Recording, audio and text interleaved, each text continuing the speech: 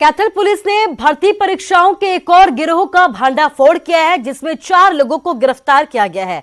इसमें गिरोह का मुख्य सरगना संजय चंडीगढ़ की बुड़ैल जेल में हेड क्लर्क है, जो साल 2016 से ही ये काम करता आ रहा है और खुद भी कई परीक्षाओं में अभ्यर्थी की जगह बैठकर परीक्षा दे चुका है। एसपी लोकेंद्र सिंह के मुताबिक एक अभ्यर्थी के साथ 12 लाख रुपए में सौदा तय हुआ था, जिसकी 7 लाख रुपए अभ्यर्थी देने के लिए यहां पर पहुंचा था, लेकिन पुलिस को भनक लगते ही मौके से ही उनको गिरफ्तार कर लिया गया। पुलिस की जांच में यह भी सामने आया है कि ये लोग फर्जी परीक्षार्थियों को बैठाकर भर्ती एग्जाम क्लियर करवाते थे और उनके फिंगरप्रिंट तक मैच करने तक की बात कहते थे। यूनिट को एक सीक्रेट इंफॉर्मेशन मिली थी कि जो हरियाणा पुलिस कांस्टेबल एग्जामिनेशन जो दूसरी बार हुआ था पहले के कैंसिलेशन के बाद, उसमें कुछ व्यक्ति सीटर्स को बिठाकर और उसमें मतलब फ्रॉड करते हैं और उसके एग्ज़ाम पास कराते हैं। तो इसमें सीआईए ने फिर टीम बनाकर रेड करी और उसमें फिर सदर थाना एरिया से गहनी माजरा से 4 व्यक्तियों को हमने अरेस्ट किया है। उसमें जो मेन किंग पिन है वो है संजय पुत्र किशन, छात्र जिला जींद का रहने वाला है और ये सभी जो सीटर्स का इंतजाम करता था, ये खुद भी सीटर था। दूसरा है संदीप, जो कैंडिडेट है जिसने ये एग्जाम सेकंड वाला जो हमारा कांस्टेबल रिक्रूटमेंट। खबर हिमाचल से है। पीएम मोदी का हिमाचल दौरा फाइनल हो गया है। जयराम सरकार के 27 दिसंबर को 4 साल पूरे होने पर मंडी में आयोजित होने वाले कार्यक्रम में पीएम मोदी शामिल होंगे। सीएम जयराम ठाकुर ने दिल्ली जाकर पीएम मोदी को मंडी आने का निमंत्रण दिया है। शिमला लौटने पर सीएम ने कहा कि पीएम मोदी 27 दिसंबर को मंडी आएंगे और 11,000 करोड़ की परियोजनाओं का उद्घाटन और शिलान्यास करेंगे। इसके अलावा इन्वेस्टर मीट के तहत कार्यक्रम में भी पीएम मोदी शिरकत करेंगे। पीएम मोदी 6,700 करोड़ रुपए के रेणुका बांध परियोजना का भी यहां पर शिलान्यास करेंगे। इसके साथ ही शिमला जिले में 111 मेगावाट की सावड़ा कुड्डू जल विद्युत परियोजना का भी उद्घाटन किया जाएगा। इसके अलावा 66 मेगावाट की धौला सिद्ध जल विद्युत परियोजना और 210 मेगावाट की लुहरी स्टेज 1 जल विद्युत परियोजना का भी यहां पर शिलान्यास किया जाएगा।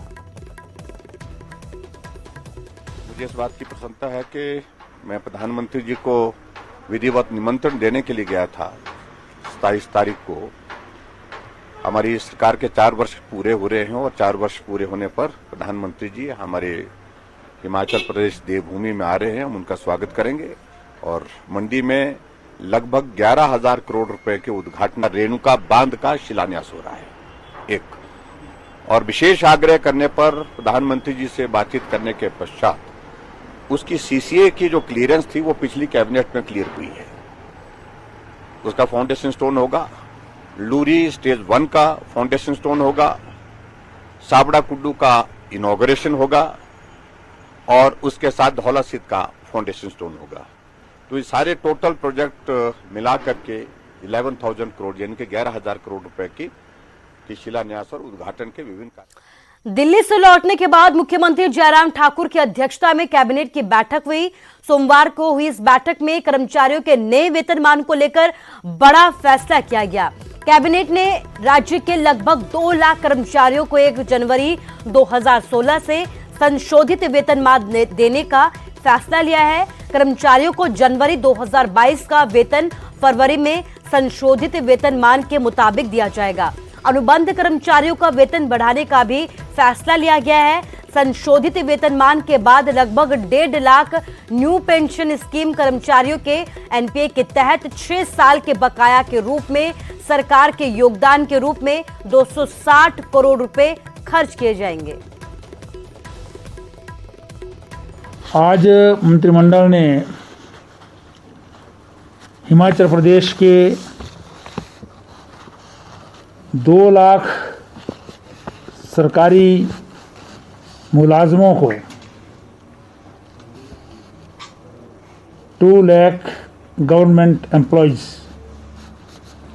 को 1 जनवरी 2016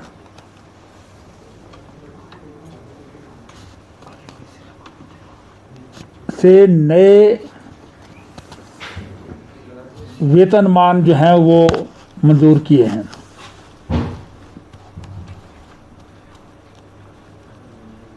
जनवरी की सैलरी पेएबल इन फरवरी, ये बढ़े हुए वेतनमान के अनुसार जो है वो कर्मचारियों को जो वेतनमान। खबर हिसार से है, जहां उस वक्त हड़कंप मच गया जब एक शख्स ने पत्नी और बच्चों की हत्या कर खुदकुशी कर ली। ये दिल दहला देने वाली वारदात हिसार के अग्रोहा की है, जहां एक घर में खून से लथपथ 4 शव बरामद किए गए। जब घर के बाहर उस शख्स की लाश मिली जिसने इस घर को में वारदात को अंजाम दिया, इसके बाद पीछे की वजह सुनकर आपके पैरों तले जमीन खिसक जाएगी। पुलिस के मुताबिक मोक्ष प्राप्ति के लिए विनोद ने इस जघन्य हत्याकांड को अंजाम दिया है।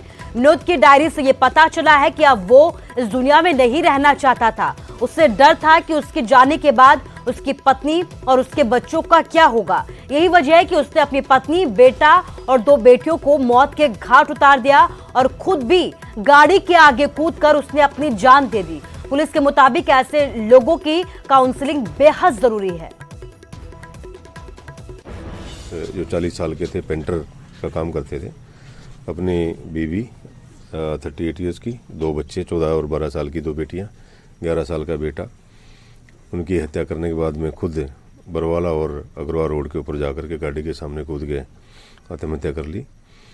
और अभी प्रिलिमिनरी इन्वेस्टिगेशन जो हमने जो की है वो पता लगा कि वह धार्मिक प्रवृत्ति का आदमी था और इसे एक ही इस ख्याल से कि मैं अगर मोक्ष कैसे प्राप्त करूं इस दुनिया के अंदर, मेरा जो है मन लगता नहीं और अगर मैं चला जाता हूं दुनिया से तो मेरे बीवी बच्चों का क्या होगा, इसी ख्याल से उसने जो इतना बड़ा जघन्य अपराध जो है उसको अंजाम दिया है। उसकी डायरी भी मिली है, लिखा है उसमें कि खीर के अंदर कोई नस्ली चीज़ें खिलाई हैं ताकि बच्चे बेहोशी की अवस्था में चले जाएँ और पोस्टमार्टम के बाद में चकली पता लगेगा क्या खाया था क्या नहीं खाया था। और फिलहाल जो वेपन ऑफ ऑफेंस जो है वो देसी भाषा में उसको रुम्बा बोलते हैं, उससे चोट मार करके और बच्चों को अपनी बीवी की जो है हत्या की है।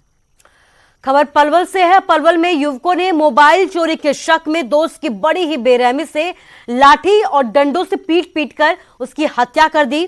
पुलिस ने इस मामले में 3 युवकों को गिरफ्तार किया है। मारपीट का एक वीडियो भी सामने आया है। इसके बाद ही पुलिस हत्यारों तक पहुंच पाई है। परिजनों के मुताबिक 14 दिसंबर की सुबह उनका बेटा राहुल शादी समारोह में गया था, लेकिन उन्हें ये जानकारी दी गई थी कि सड़क हादसे में उसकी मौत हो गई है। पुलिस भी इसे सड़क हादसा मानकर चल रही थी, लेकिन मारपीट का वीडियो जब वायरल हुआ तो पुलिस ने हत्यारों को सलाखों के पीछे भेज दिया।